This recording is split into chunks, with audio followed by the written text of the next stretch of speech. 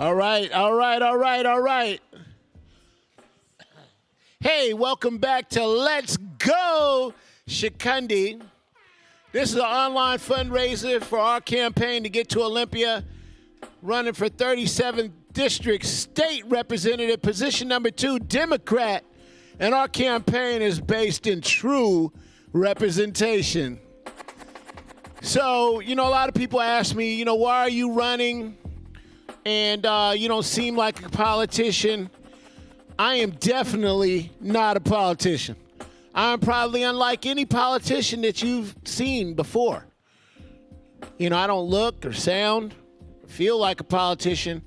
However, these times call for a new voice for the new normal.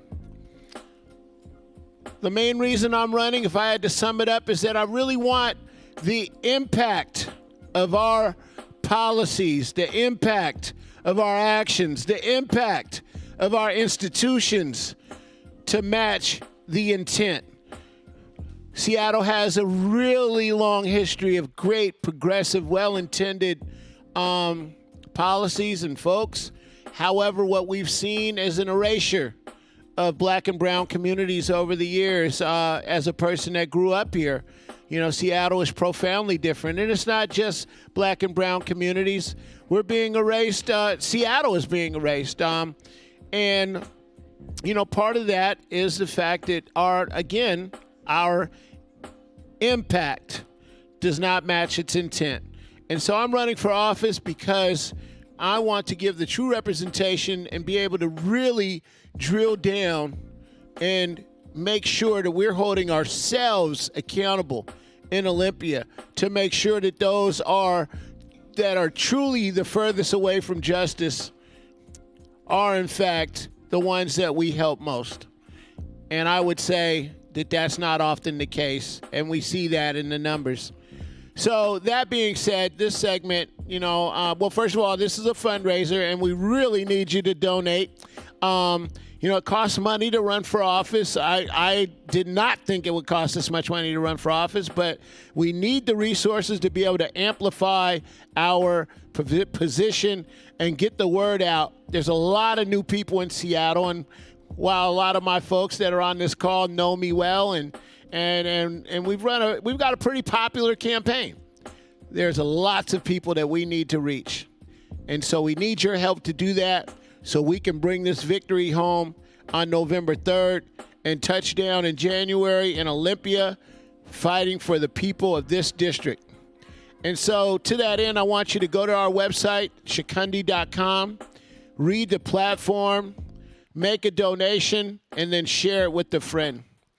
So lots of people know me as a DJ, an entertainer, and a person that has been in the industry, if you will, for a long time.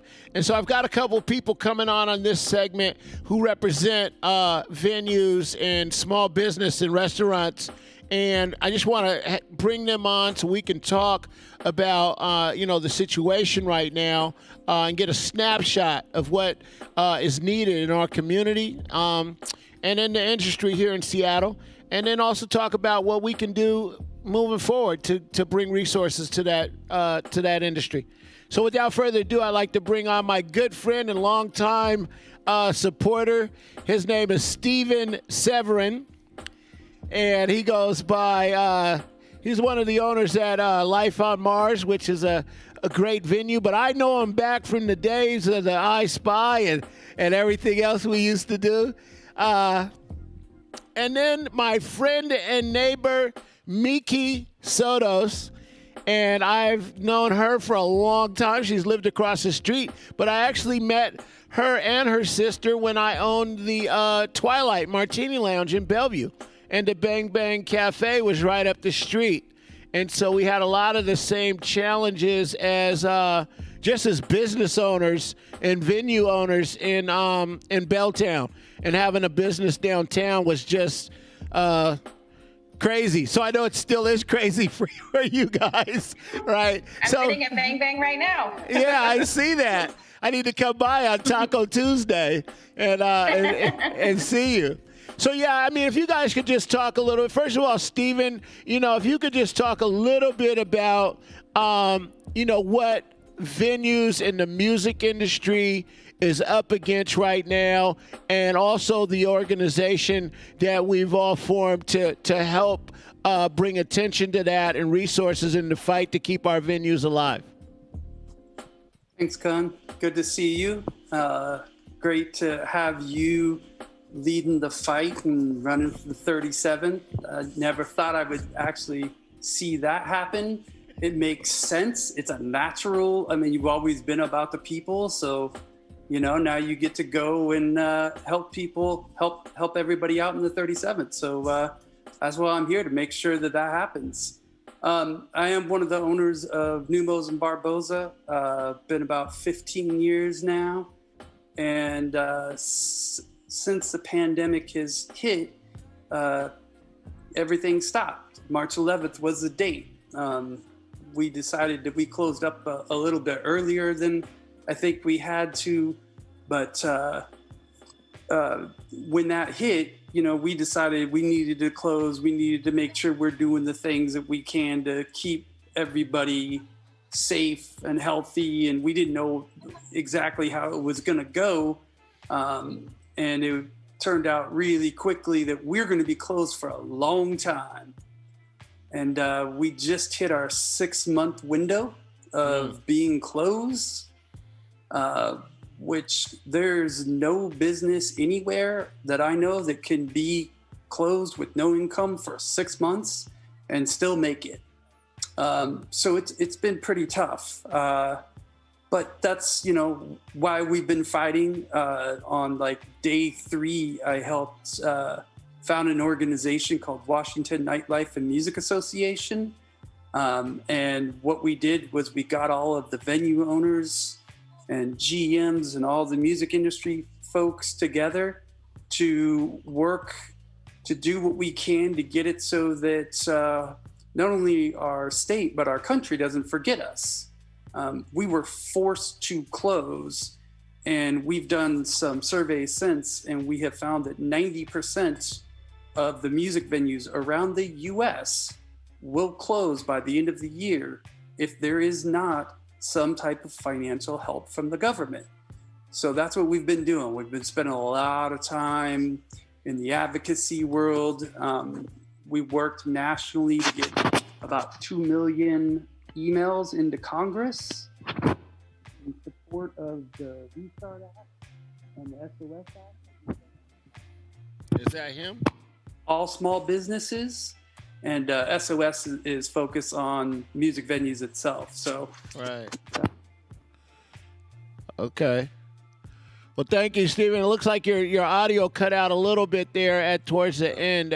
Is that on our end or his end? Oh, okay. Yeah, your audio. Yeah, okay. Get it right, Steven. So, yeah,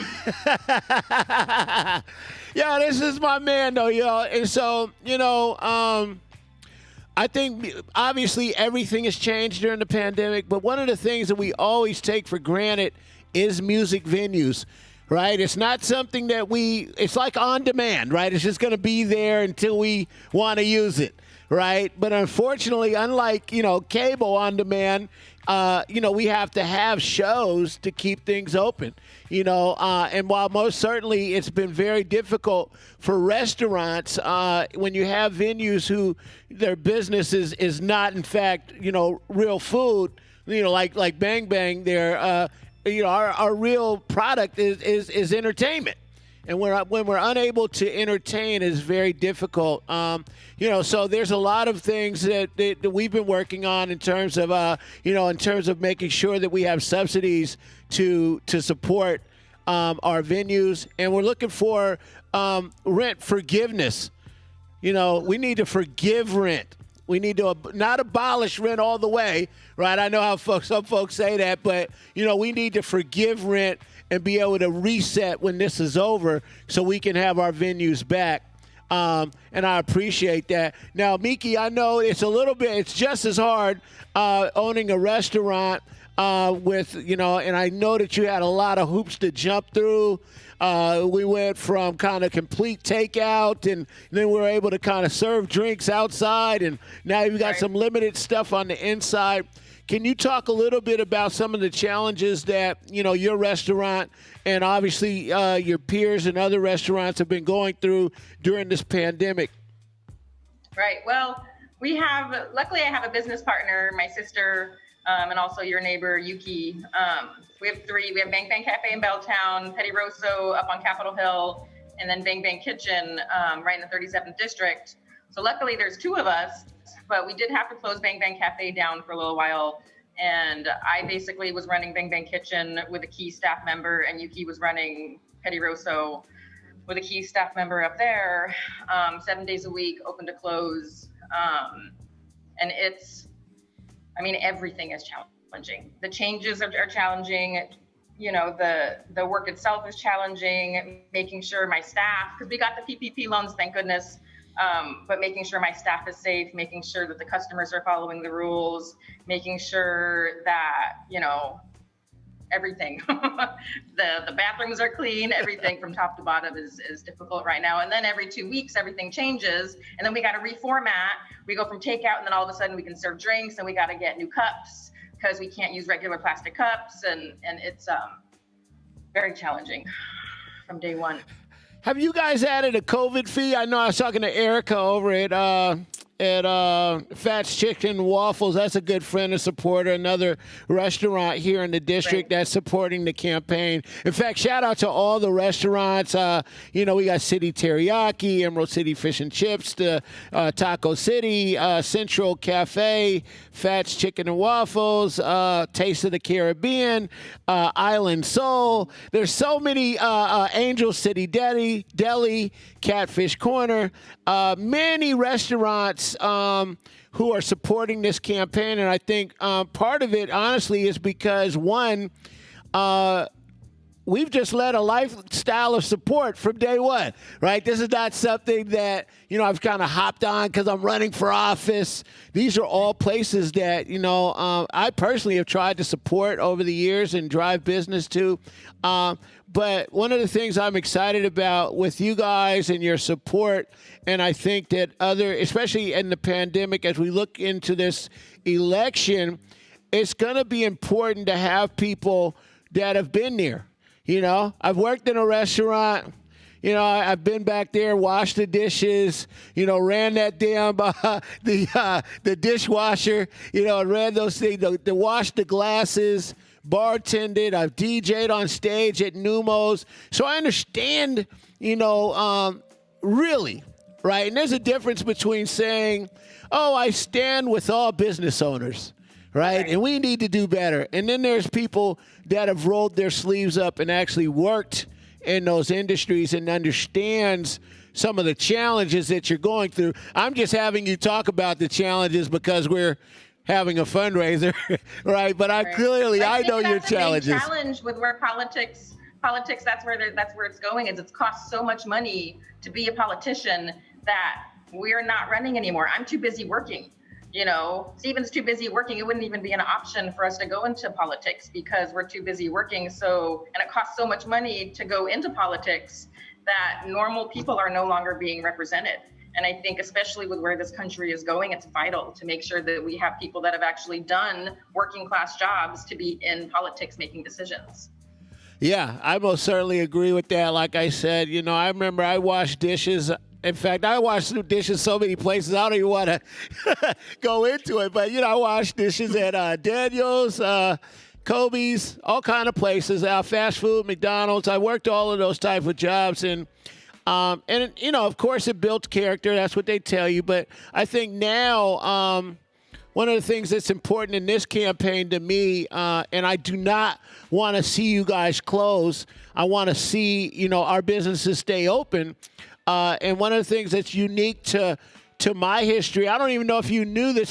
Maybe you did, Miki. Remember, or maybe you don't. I'm not going to put you on the spot. But I used to own a barbershop up the street next to Nikita on on Platinum Plush. I used to own that little barbershop right there. Now it's a I think I heard about that. Yeah. But I don't remember that. yeah. Now it's a car stereo place, right? And this is clearly not the same thing, right? But I had opened up the barbershop basically a few months after the deadline to receive any kind of resources from Sound Transit that for impacting your business, right? And so they piled up all kinds of dirt and everything. And long story short, my business went out of business. You know, I was put out of business through no fault of my own. We didn't have any parking anymore. And now, mind you, I had a great barbershop that, you know, we used to say it's lit. I had all kind of Seahawks coming through and, you know, NBA players. Jason Terry got his hair cut there. And then we went, just like you just said, it was the day that everything stopped when the construction started. So I've had a business that's had to close through the impact of something beyond me, right? And so I understand the challenges that you guys are going through and fighting to get people in the door or fighting to open up when you just started out to have a great business. And through no fault of your own, in this case it's COVID, we have these impacts. So that's one of the things that's important to me is to let, you know, the listeners know and folks know that I feel like it's important to have representation, and that's why this campaign is called True Representation of people that have had a lived experience. I've had a real business that was really impacted, such as yours, and unfortunately I had to close, and I don't want you to close, and that's why I'm fighting for you right now. Yeah, I think it's got to be top down. Like the government has to take action. It's got to be some sort of, you know, property tax forgiveness so the landlords can then put that on us to be able to give us rent forgiveness, because not a lot of landlords are not giving any rent forgiveness. They're giving time, but not necessarily any sort of forgiveness. And there's just no way with 25 to 50% capacity, even if we're full, which we're not, to pay rent. It's impossible. Right. Well, man, I really want to thank you guys for your support. I know that you've obviously already donated to the campaign, but I encourage you to donate again, and I thank you for your endorsement of this campaign and True Representation and stopping by tonight. Thank you, Chukundi. Thanks, Con. All right, I'll be in touch. We'll be out there and telling people to match, so it's on its way. All right. Thank you, sir. And thank you, Miki. I'll see you around the way. And Steven, I'll see you soon. All right, y'all. Thanks for showing up. All right. So thank you. Again, it's really important, y'all, we support our small businesses. And it's not just double talk, right? We oftentimes, you know, you hear, oh, I want to support small business, right? We want programs that support small business. There's a lot of barriers. And quite frankly, like with many things, it's good to have somebody that's had that experience. So when I say that I've, you know, had experience in running businesses in this district, in this community, it's real. It's real. And so I like for you guys to donate to the campaign so we can take this experience to Olympia to make sure that our small businesses don't continue to get the short end of the stick. All right, so we got one more segment coming up. I'm going to take a small break, and then we'll be right back with Let's